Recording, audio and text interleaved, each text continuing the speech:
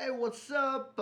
Today is going to be my third blog post, and realized a couple of things already. People have been giving me feedback and telling me that my background is really messy, and basically shows what kind of a messy person I am. So yeah, I'm gonna be the first to confess that I am a pretty messy person, and I'm having kind of a bad hair day today. So that's why I'm wearing a cap. But today I'm going to be talking about things that people will believe, which is basically everything. Yeah. So I got a text message a couple of weeks ago, uh, which basically looks a little bit like this. So yeah, obviously this isn't the original text message. I deleted that one, but I got it on my iPhone, and this is pretty much what it said. Somebody apparently who works for the Pepsi company, who was infected with HIV, dropped some of his blood into the drink, and then it got mixed up with the drinks, and now if you drink something from Pepsi Cola or Coca Cola or 7 Up, you're gonna get AIDS. Yeah, this SMS went viral. Everybody sent everyone else this text message, and even though I got the text message, it kind of basically means that whoever sent it to me kind of cares about me, and doesn't want me to get HIV because I like to drink Coca-Cola or Pepsi. It's really sweet. However, I got this from a couple of my friends. I just want to say that this story does not make a lot of sense from the get-go, mainly because Coca-Cola and Pepsi are not the same company. Okay, so they are actually rivals, and I would think that most people would be aware of, viral trickery like this, so to speak. Somebody wants to get something viral, so they send out something that's unbelievable. You gotta be careful. This will happen to you, and they just didn't really stop to think that. Wait a minute, isn't Pepsi Cola and Coca Cola different companies? How is it that this same guy who's infected with HIV managed to go to both these companies and contaminate their drinks? And why would he want to do that? So yeah, I like the part at the end where they say, "Check it out on NTV7." Like that adds a little bit of validity to their story. Of course, it came out in Star a couple of days later, and Pepsi Cola and Coca Cola and all these other companies had to come out and say, "No, we don't have a crazy HIV infected employee that infected the drinks. And by the way, you can't get infected with HIV from drinking Coca Cola, Pepsi Cola, and any kind of cola."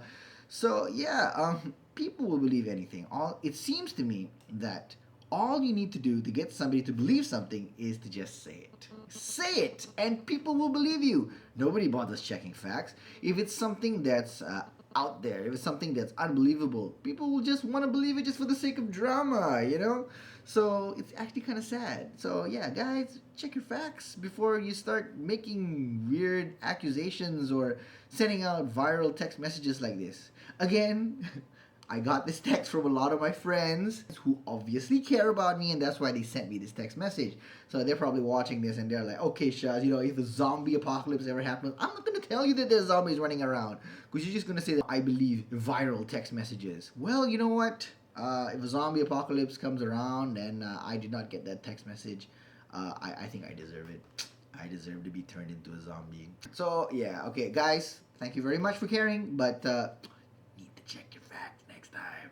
However, speaking of Pepsi Cola urban legends, for example, HIV blood in it, it can dissolve a tooth, it can dissolve an egg, and stuff like that, you're thinking, well, who's gonna believe this kind of stuff? Pepsi and Coca-Cola are obviously going to be, subject of all kinds of urban legends, whether it's, against a certain religion. If it's backwards, it means something else. If you leave a tooth in it overnight, it'll dissolve. Or if you leave a rat in it overnight, it'll dissolve. It's ridiculous, right? So I thought.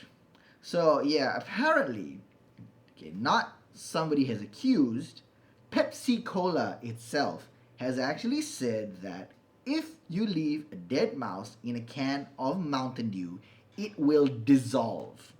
It sounds like an urban legend, right? But it's reported on Yahoo News. Okay, now Pepsi Cola, what happened was it was facing a lawsuit of a man who claims that he found a mouse in his Mountain Dew.